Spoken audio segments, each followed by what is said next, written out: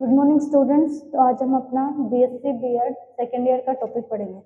तो देखो, हम महाकल्पों के बारे में पढ़ रहे थे, जिसमें से हमने 4 महाकल्पों के बारे में पढ़ लिया था। ठीक है, पिछले लेक्चर में हमने मेसोजोइक महाकल्प के बारे में पढ़ा था। उसके बाद पढ़ा था कि उसको 3 कल्पों में बांटा गया, जिसमें से 2 कल्पों के बारे में हमने कल पढ़ लिया था। और आज जो इसका लास्ट तीसरा कल्प है उसके बारे में पढ़ेंगे। तो देखो, मेसोजोइक कल्प को मेसोजोइक महाकल्प को एक और तीसरे कल्प क्रिटेशियस में भी बांटा गया है। ठीक है, इससे पहले 2 और कौन कौन से थे? एक था जुरासिक महाकल्प, ठीक है, और पहला था इसका ट्राइएसिक कल्प। ठीक है, तो जो मेसोजोइक महाकल्प है, जिसको सरीसृपों का युग भी कहा जाता है, क्योंकि मेसोजोइक महाकल्प में क्या हुआ था कि बहुत ज्यादा सरीसृप जीव विकसित हुए थे। ठीक है, डायनासोर जैसे महान या फिर विशालकाय सरीसृप जीव भी क्या है, मेसोजोइक काल में उत्पन्न हुए, और उसी काल में क्या है, वो विलुप्त भी हो गए। तो मेसोजोइक महाकल्प को आगे 3 और कल्पों में बांटा गया था। कौन कौन से? ट्राइएसिक कल्प, जुरासिक कल्प जिसमें कि डायनासोर्स का उद्भव हुआ, और तीसरा है क्रिटेशियस कल्प, जिसमें से ट्राइएसिक कल्प और जुरासिक कल्प, इनके बारे में हमने कल पढ़ लिया था, कल के लेक्चर में। तो आज हम इसका तीसरा कल्प जो कि है क्रिटेशियस कल्प, इसके बारे में पढ़ेंगे। तो सबसे पहले देखो, देखते हैं कि इस कल्प का नाम क्रिटेशियस कल्प ही क्यों पड़ा। तो चोक शैल समूह के विस्तृत निर्माण के कारण। ठीक है, कि जो ये क्रिटेशियस कल्प था, इस टाइम क्या हुआ था कि जो चोक शैल या फिर जो चोक उत्पन्न करने वाले जो पर्वत थे या फिर जो चट्टाने थी, उनका क्या है, बहुत ज्यादा मात्रा में उद्भव हुआ, या फिर क्या है, बहुत ज्यादा विस्तृत निर्माण हुआ चोक शैलों का, जिसके कारण इस युग का नाम क्या पड़ा? क्रिटेशियस कल्प। अब ये जो युग है वो 6.5 करोड़ वर्ष पुराना है, मतलब कि 6.5 करोड़ वर्ष पहले ये युग इस पृथ्वी पर था। उसके बाद में है कि इस कल्प में कौन कौन सी वनस्पति पाई गई या फिर कौन कौन से जीव जंतु पाए गए। तो देखो, इस कल्प में क्या हुआ, हिमालय और अल्पस जैसे ऊंचे पर्वतों का निर्माण हुआ।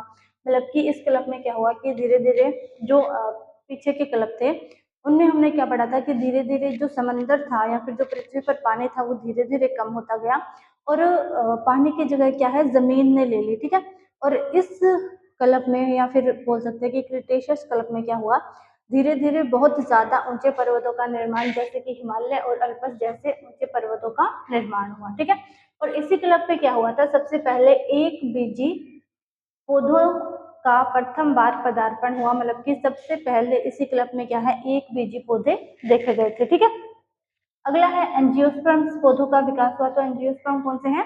आवर्त बीजी पौधे,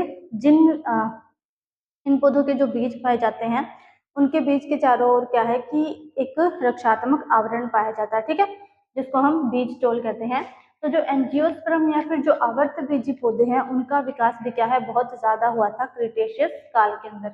अगला है ओक और मैपल के जंगल भी खूब फैले। मतलब हम बोल सकते हैं कि इस टाइम जो जंगल थे या फिर जो वन थे, उनमें क्या है, एक तो ओक के पादप और दूसरे जो मैपल के पादप होते हैं, उनका क्या है, बहुत ज्यादा बाहुल्य था, वो बहुत ज्यादा मात्रा में थे। अगला है समंदर में विशाल कछुए और समुद्री सर्प जैसे मोसासौर और परभक्षी इक्थियोसौर का प्रभुत्व था। तो देखो, जो मेसोजोइक कल्प है उसको हमें पता है कि सरीसृपों का कल्प पाया जाता है, क्योंकि इसमें सरीसृप जो जीव थे उनका बहुत ज्यादा विकास हुआ था, और सबसे ज्यादा संख्या में क्या है, सरीसृप जीव ही पाए गए थे। तो जब क्रिटेशियस काल आया, उसमें क्या हुआ, समंदर में एक तो विशाल कछुए पाए जाते थे, और दूसरे क्या थे, समुद्री सर्प जैसे कि मैसासोर या फिर परभक्षी इक्थियोसोर, इन सब का क्या है, बहुत ज्यादा बाहुल्य था, या फिर ये बहुत ज्यादा संख्या में क्या है, समुद्र में पाए जाते थे। अगला है सरीसृपों का विकास इस युग में चरम सीमा पर था। ठीक है, मतलब कि इस युग में सबसे ज्यादा सरीसृप पाए गए थे। ठीक है, आदिम सरीसृपों से लेके सबसे ज्यादा विकसित सरीसृप क्या है, केवल और केवल इसी युग में पाए गए। और हम बोल सकते हैं कि सबसे ज्यादा विशालकाय सरीसृप जो कि कौन से होते हैं, डायनासोर्स, उनका उद्भव भी इसी काल में या फिर मेसोजोइक काल में हुआ था, और उनकी विलुप्ति भी क्या है, मेसोजोइक काल के अंत तक हो गई थी। मतलब कि डायनासोर एक ऐसे जीव थे जो मेसोजोइक काल में उत्पन्न हुए और मेसोजोइक काल में ही क्या है, विलुप्त हो गए, और ये सबसे बड़े सरीसृप माने जाते हैं। तो जो सरीसृपों का विकास था वो क्रीटेशियस क्लब में क्या था, चरम सीमा पर था। अगला है मगर, मतलब कि मगरमच्छ, घड़ियाल, सांप और छिपकली सरीसृपों के प्रतिनिधि के रूप में शेष बचे। तो जैसे जैसे मेसोजोइक काल का अंत आया था वैसे वैसे क्या था कि लगभग जो सरीसृप जीव थे वो क्या थे, विलुप्त हो गए थे। और आगे या फिर आज जो हम सरीसृप जीव देखते हैं उनके रूप में क्या क्या शेष बचे थे, मगरमच्छ, घड़ियाल, सांप और छिपकली। केवल यही क्या है, सरीसृपों के प्रतिनिधियों के रूप में शेष बचे थे क्रीटेशियस काल में।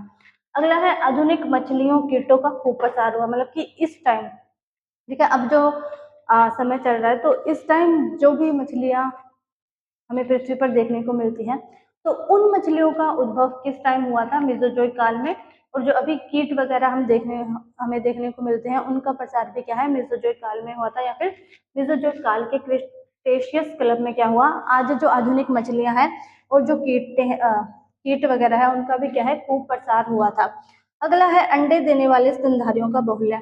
तो ज्यादातर तो क्या थे इस काल में, सरीसृप जीव थे, स्तनधारी इतने ज्यादा नहीं थे, कुछ आदिम स्तनधारी पाए गए थे। और जो भी स्तनधारी पाए गए थे वो क्या थे, अंडे देने वाले थे, क्योंकि ऐसा माना गया था कि सरीसृपों से ही क्या है, धीरे धीरे स्तनधारियों का निर्माण हो रहा था। और जो सरीसृप थे वो क्या थे, अंडे देने वाले जीव से, मतलब कि ज्यादातर अंडे देते थे। तो जो जिन स्तनधारियों का निर्माण उन सरीसृपों से हुआ वो भी क्या है, अंडे देने वाले ही थे। तो इस युग में क्या हुआ, अंडे देने वाले स्तनधारियों का बहुल्य बहुत ज्यादा था। और जो स्तनधारी जीव इस युग में विकसित हुए या फिर क्रिटेशियस युग में विकसित हुए वो क्या थे, शाकाहारी और मांसाहारी दोनों ही टाइप के जीव थे। शाकाहारी मतलब कि जो पेड़ पौधों से अपना भोजन प्राप्त कर रहे थे, और मांसाहारी जो कि दूसरे जीवों को अपने भोजन के रूप में ग्रहण कर रहे थे। ठीक है, तो ये हमारा हो गया सारा का सारा मेसोजोइक कल्प या फिर क्रिटेशियस कल्प। ठीक है, अब लास्ट महाकल्प के बारे में पढ़ेंगे जो कि है सीनोजोइक महाकल्प। ठीक है, सबसे लास्ट, या फिर हम बोल सकते हैं कि इस टाइम जिस भी प्रकार की वनस्पति या फिर जिस भी प्रकार के जीव हम इस पृथ्वी पर देखते हैं उन सब जीवों का विकास कौन से कल्प से शुरू हो गया था, सीनोजोइक महाकल्प से। ठीक है, और जो सीनोजोइक महाकल्प है उसको हम क्या बोल सकते हैं, स्तनधारियों का युग, क्योंकि इसी युग में क्या हुआ था, स्तनधारियों का विकास प्रारंभ हुआ था। और आज जिन स्तनधारी जीवों को हम देख पाते हैं उन सबका विकास सीनोजोइक महाकल्प के दौरान ही हुआ था। अब देखो इसकी टाइमिंग कितनी थी या फिर ये कितने करोड़ वर्ष पुराना है, तो जो सीनोजोइक महाकल्प है वो 8 करोड़ वर्ष पुराना, मतलब कि 8 करोड़ वर्ष पहले इस महाकल्प का जो दौर है या फिर जो समय है वो शुरू हो गया था। और इसको स्तनधारियों का युग कहते हैं, क्योंकि इस समय या फिर हम बोल सकते हैं कि सीनोजोइक महाकल्प से ही क्या है कि जो आज के स्तनधारी जीव है उन जीवों का विकास हुआ है। अगला है इस टाइम क्या था कि जो पृथ्वी की स्थिति हम अब देखते हैं, जैसे कि नदियां हो गई, झीलें होंगे, ऊंचे ऊंचे पर्वत हो गए, जो भी महाद्वीप महाद्वीप वगैरह है, ठीक है, या फिर जितनी भी जमीन या समंदर है, उन सब चीजों का निर्माण क्या है, सीनोजोइक काल में हुआ था। और वो आज तक वैसी की वैसी ही चल रही है। तो देखो महाद्वीप बनने शुरू हो गए थे, घास के मैदान बन गए थे, नदियां और पर्वत, ये सारी के सारी चीजें क्या है, सीनोजोइक महाकल्प के अंदर बन गई थी। उसके बाद पक्षियों एवं कीटों का विकास चरम सीमा पर था। तो जो सीनोजोइक महाकल्प है उसमें क्या है, पक्षी भी बहुत ज्यादा मात्रा में थे, बहुत ज्यादा संख्या में थे। ठीक है, और जो कीट वगैरह थे वो भी क्या है, बहुत ज्यादा संख्या में थे। तो हम बोल सकते हैं कि जो पक्षियों का विकास है और जो जितने भी कीट पतंगे वगैरह पाए गए थे उन सब का विकास क्या है, सीनोजोइक महाकल्प में चरम सीमा पर था। अब आगे सीनोजोइक महाकल्प को भी क्या है, 2 कल्पों में बांटा गया है और 7 युगों के अंदर बांटा गया है। तो देखो इसका पहला कल्प है तृतीय कल्प और दूसरा है चतुर्थ कल्प। तो तृतीय कल्प के बारे में पढ़ते हैं, क्या क्या हुआ। तो देखो तृतीय कल्प में क्या हुआ, ज्वालामुखी की प्रक्रियाओं के कारण, मतलब कि जब ज्वालामुखी में जब क्रियाएं हुई, जब ज्वालामुखी फटी उसके अंदर से लावा निकला, ठीक है, और उस लावा के ठंडा होने के बाद जो चट्टानें बनी, तो वो चट्टानों ने क्या किया कि हिंद महासागर और अंध महासागर का निर्माण किया। मतलब कि वो चट्टानें जब बीच में या फिर हम बोल सकते हैं कि पानी के बीच में प्रवेश कर गई तो उसके कारण क्या है, हिंद महासागर का निर्माण, मतलब कि जो समंदर था वो 2 भागों में बंट गया। जिससे हिंद महासागर और अंध महासागर का निर्माण हुआ ज्वालामुखी की प्रक्रियाओं से तृतीय कल्प के अंदर। उसके बाद समंदर में क्या है, व्हेल मछली और सी काऊ। अब सी काऊ को हम क्या बोलते हैं,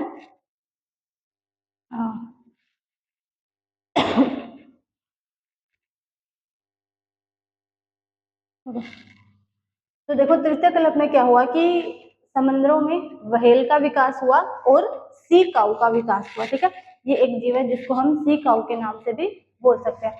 तो समुद्रों में व्हेल मछली और सी काऊ का विकास बहुत ज्यादा हुआ। उसके साथ साथ क्या है, अपरास्तनी स्तनधारियों का विकास हुआ। अब अपरास्तनी स्तनधारी कैसे होते हैं, अब देखो एक तो जो अपरास्तनी स्तनधारी होंगे वो क्या होंगे कि सीधे ही विकसित जीव उत्पन्न करते हैं। ठीक है, जैसे कि दो टाइप के जीव होते हैं, एक तो ऐसे जीव जो कि अंडे देते हैं और फिर उन अंडों से क्या है नया जीव निकलता है, और दूसरे ऐसे होते हैं जो सीधे ही क्या है विकसित जीव, या फिर मतलब कि सीधे ही क्या बोल सकते हैं कि हम बच्चे पैदा करते हैं। ठीक है, तो अब जो अपरास्तनी स्तनधारी होते हैं इनमें क्या होता है कि जो भ्रूण होता है वो अपरा के माध्यम से माता के शरीर के साथ जुड़ा रहता है। ठीक है, तो ऐसे जीवों को जिनमें भ्रूण माता के शरीर के साथ एक संरचना द्वारा जुड़ा रहता है या फिर अपरा द्वारा जुड़ा रहता है, उस उन जीवों को हम बोलेंगे अपरा स्तनी स्तनधारी। तो जो तृतीय कल्प था उसमें क्या है बहुत ज्यादा अपरा स्तनी स्तनधारियों का विकास हुआ था। अगला है बर्मा में प्राक बंदर और गिब्बन प्रकट हुए या फिर इनका विकास धीरे धीरे शुरू होगा। बर्मा क्या है, एक जगह है जहाँ पे क्या है सबसे पहले प्राक बंदर, मतलब कि इस टाइम जो बंदर पाए जाते हैं और जिस टाइम बंदरों का विकास शुरू हुआ था उस टाइम जो पाए जाते थे उन बंदरों का विकास शुरू हुआ, और आगे बंदरों से जो गिब्बन, मतलब कि बंदरों की ही एक प्रजाति है गिब्बन, तो गिब्बन भी क्या है तृतीय कल्प में ही धीरे धीरे प्रकट हुए और उनका विकास आगे शुरू हुआ। अब ये हो गया तृतीय कल्प पूरा। उसके बाद में आता है चतुर्थ कल्प। तो देखो इसमें क्या हुआ कि मानव में पाषाण युग का जन्म। अब देखो जब धीरे धीरे, हम सबको पता है कि जो इंसान है या फिर जो हम हैं हमारे पूर्वज कौन थे, बंदर थे। ठीक है, और बंदरों में क्या हुआ कि धीरे धीरे जब बंदरों से इंसानों का विकास शुरू हुआ था तो उनमें क्या है एक पाषाण युग आया, जिसमें क्या था कि वो पत्थरों का बहुत ज्यादा इस्तेमाल करते थे, मतलब कि पत्थरों से आग जलाते थे और पत्थरों को क्या है अपने, या फिर बोल सकते हैं कि पत्थरों से क्या है वो अपने औजारों का निर्माण करते थे जिससे दूसरे जीवों का वो शिकार करने में हेल्प लेते थे। ठीक है, तो एक ऐसा युग आया जिसमें क्या है जो इंसान था या फिर जो बंदर से इंसान बनने की प्रक्रिया चल रही थी उस टाइम जो जीव थे वो क्या थे बहुत ज्यादा पत्थरों का इस्तेमाल करते थे। ठीक है, तो उस युग को बोलते हैं पाषाण युग। तो मानव में पाषाण युग का जन्म कौन से कल्प में हुआ था, चतुर्थ कल्प में। उसके बाद शाकीय पौधों में वृद्धि का विकास क्रम। अब शाकीय पौधे कौन से होते हैं, जो बहुत ऐसे छोटे पौधे होते हैं या फिर हम बोल सकते हैं कि जो झाड़ियां वगैरह होती है उनको हम बोलते हैं शाकीय पौधे।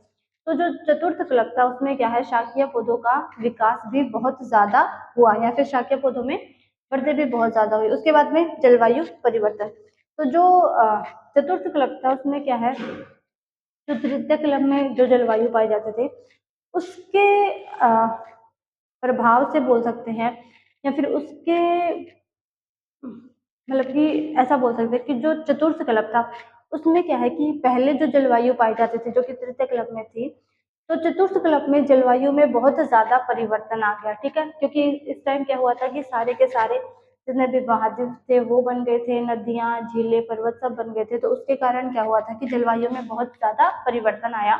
और जलवायु परिवर्तन के कारण क्या हुआ कि अलग अलग पौधों का निर्माण हुआ। ठीक है, अलग अलग पौधे विकसित हुए और कुछ नए जीवों का भी विकास हुआ। उसके बाद आधुनिक जीव जंतुओं के जीवाश्म।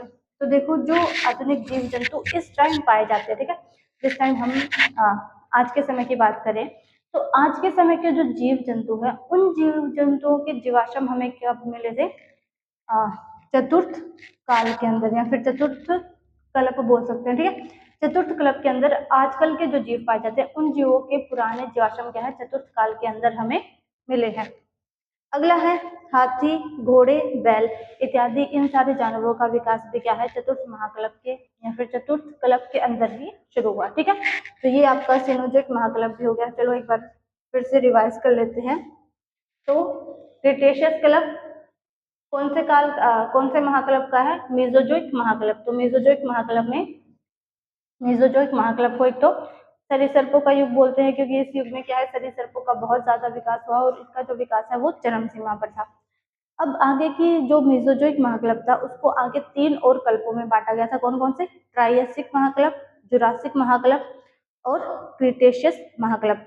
जिसमें से जो जुरासिक महाकल्प है उसमें क्या हुआ, जितने भी डायनासोर पहले पाए जाते थे वो सब डायनासोरों का उद्भव हुआ और विलुप्त भी क्या है वो उसी के अंदर हो गए। ठीक है, मतलब कि हम बोल सकते हैं जो मेसोजोइक महाकल्प था उस महाकल्प में डायनासोर जैसे विशालकाय जानवरों का उद्भव हुआ और विलुप्ति भी हो गई।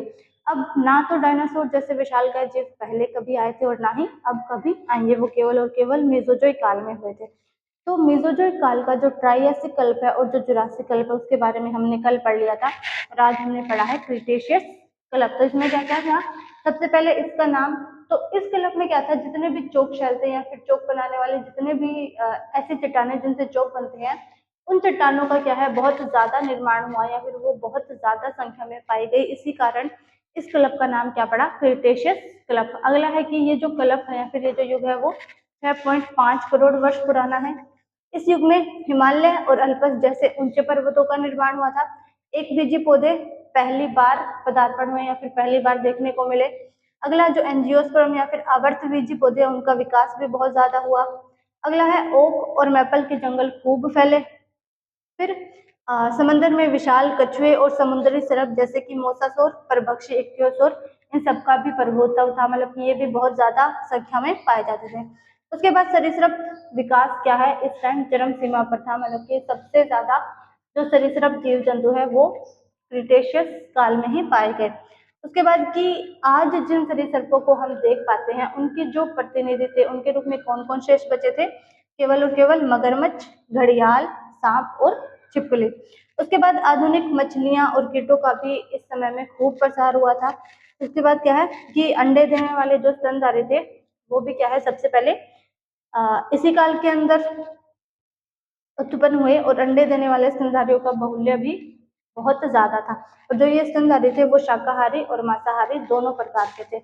उसके बाद हमारा लास्ट महाकल्प सीनोजोइक कल्प। तो ये 8 करोड़ वर्ष पुराना है। इसको स्तनधारियों का युग भी बोल सकते हैं, क्योंकि इसी युग में क्या हुआ था, स्तनधारियों का सबसे ज्यादा विकास हुआ था। और आज जिन स्तनधारियों को या फिर जो मनुष्य को हम देख पाते हैं या फिर जो मनुष्य हम खुद हैं उनका विकास भी क्या है इस सीनोजोइक महाकल्प के अंदर ही हुआ।